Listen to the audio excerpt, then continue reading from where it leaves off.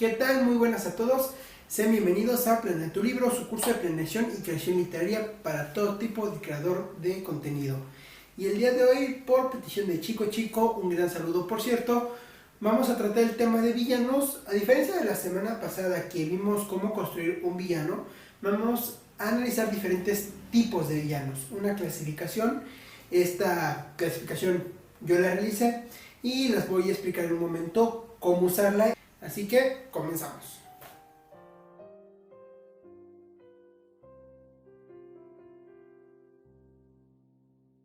Muy bien, para empezar les recuerdo que si este contenido les parece de utilidad, dejen su like, compartan con todo aquel que crean que les sea de utilidad, suscríbanse al canal y dejen sus comentarios todas las dudas, sugerencias, opiniones, temas que quieran para próximas ocasiones o aportaciones. En mis videos, recuerden, mando saludos para aquellos que me dejan alguna aportación o me sugieren algún tema. También les dejaré en la descripción diferentes links de utilidad. En Walmart Dibujo y Relato Psicológico van a ver dos de mis series. Una, Letanía versus Vehemencia, donde junto con mi buen amigo Jesús M. Apolinar, un poeta, analizamos diferentes temas y técnicas polémicas en la literatura.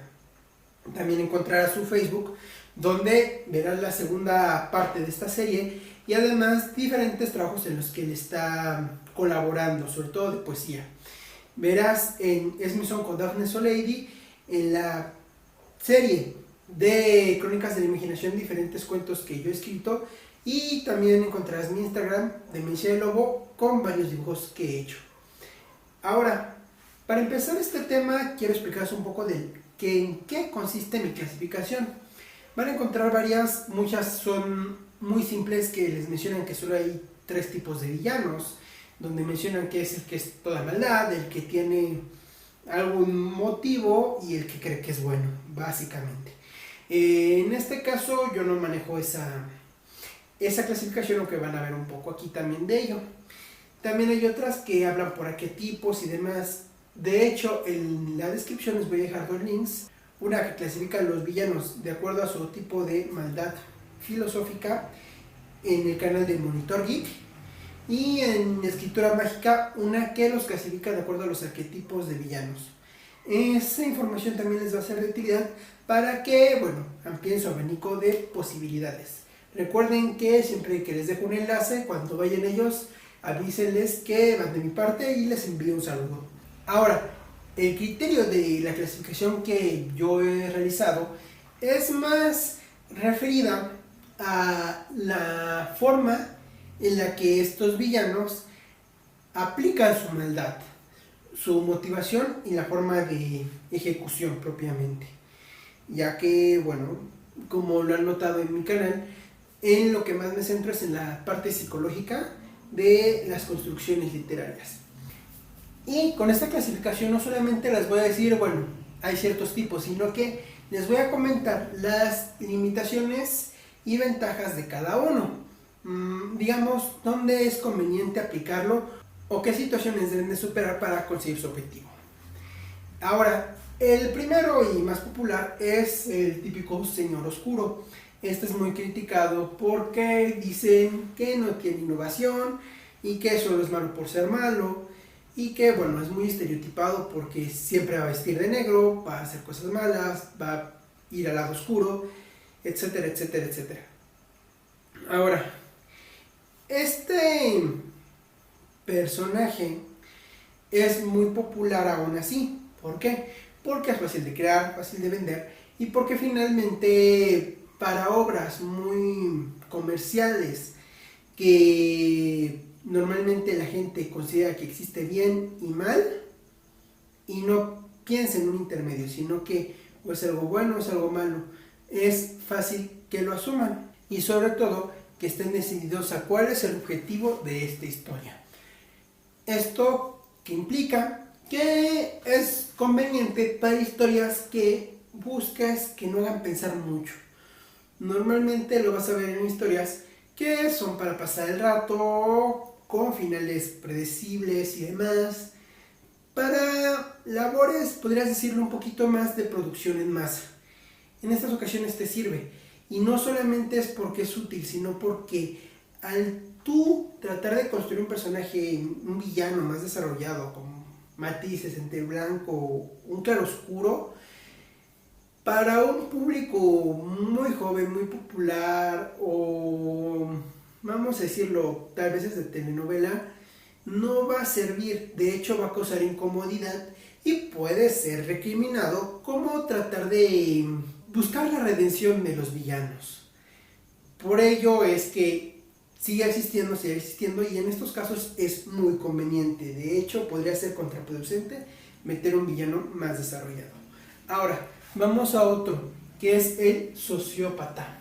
Aquí es donde te comenté en el video pasado.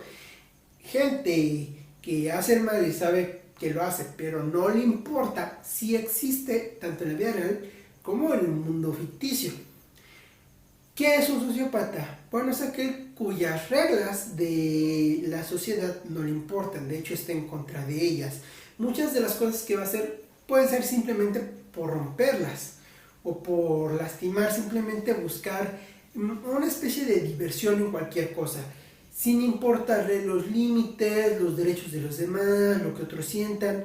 Es un ente completamente carente de empatía. Entonces, ¿cómo construyes un sociópata en la ficción? Bueno, tienes que conocer primero esta parte que mencioné. Carece de empatía, no va a sentir lo que sienten los demás. No es alguien que se va a sentir con remordimiento de acuerdo a lo que haga. Tampoco le importa lo que digan. Lo que va a tomar en cuenta si los demás personajes lloran, sufren o demás, va a ser su propia diversión.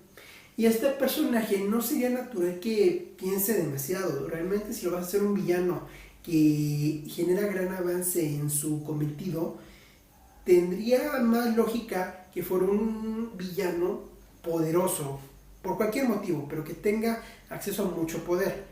Porque regularmente este tipo de personas o de mentalidades encuentran su muerte rápidamente y terminan, siendo destruidos fácilmente. Por eso el sociópata normalmente es algún secuaz, el villano principal.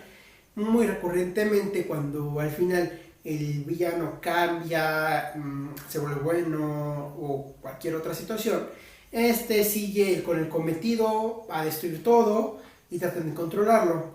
O puede a veces incluso estar del lado de los buenos, solo que como está controlado por la ley y otras personas, dirige esa sociopatía contra quien le dirijan. Simplemente quiere hacer el daño por hacer el daño. No va a ser un personaje que busque la dominación o el poder mundial o eso. Es un personaje que tal cual es impulsivo. Vamos a otro punto. El villano psicópata. Este es un tipo de villano cuya moral humana no afecta. Al igual que el anterior tiene su propia moral, pero este es muy específica. A diferencia del sociópata, que es impulsivo, el psicópata es muy racional, muy tranquilo, muy observador. Es muy cuidadoso en lo que hace para conseguir el objetivo que él desea. Entonces, este es algo muy común. El típico villano que sabe lo que va a pasar y resulta que está varios pasos adelante, por lo menos en los primeros planes. ¿Y qué más tiene este? El psicópata va por sus propios fines. Entonces, lo que haga, tanto para bien o para mal, va a ser con la intención de conseguir algo específico. Este tipo de personaje tan astuto, tan cauteloso, tan analítico, si no tiene un fin específico, se sentiría poco natural, porque realmente lo que lo hace tan certero y tan preciso es que tiene muy en claro su objetivo, como un jugador de ajedrez. Entonces, el villano psicópata va a tener un fin muy preciso y es posible que si consigue ese fin, lo demás no le importe. Incluso puedes ver algunos ejemplos con el personaje de Hannibal Lecter, el cual en El silencio de los inocentes, ayuda a la detective, pero realmente se está divirtiendo con ello.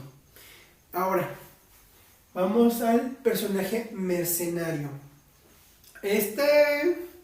No se suele considerar del todo como villano, varía mucho, porque depende cómo lo apliques. A veces sí es un villano, a veces no.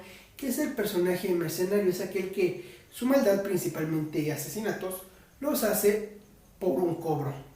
Él es más de un tipo, por lo regular, que carece realmente de una conexión emocional hacia estas acciones. Ni es como el sociópata que le divierte, ni le va a dar miedo, no, simplemente las hace porque es su trabajo. Y así es como tienes que pensarlo. Es como simplemente si a ti te encargaran, no sé, entrega esta hoja a tal oficina en tu empresa. Para él es exactamente lo mismo las acciones malvadas que haga. Y pues por tanto regularmente si en su trabajo le conviene otra oferta, bueno, va a elegir la otra oferta, pero tampoco hay ningún lazo. Por eso suelen usarse para personajes traicioneros. Es la mayor ventaja del mercenario. Ahora, vamos al superviviente. Este lo vas a ver más en historias de zombies, por ejemplo, donde es clásico que se haga un grupo elitista que incluso no le importa asesinar o a veces hasta alimentarse de la carne de otros humanos. Este tipo de villano es aquel que actúa mal con la única intención de sobrevivir. Por lo regular va a pensar que está bien, a veces puede sentir algo de culpa. De hecho, comúnmente este tipo de villanos se encuentran en grupos, donde algunos sienten culpa o quisieran no hacerlo, quisieran que hubiera otra oportunidad, y otros de plano no les importa. Y hay algunos que se sienten hasta orgullosos. El asunto es que el móvil propiamente es sobrevivir o ponerse por sobre los demás. Si ese poder de estatus o de comodidad o el miedo a morir no está presente en estos villanos, no es el mismo tipo.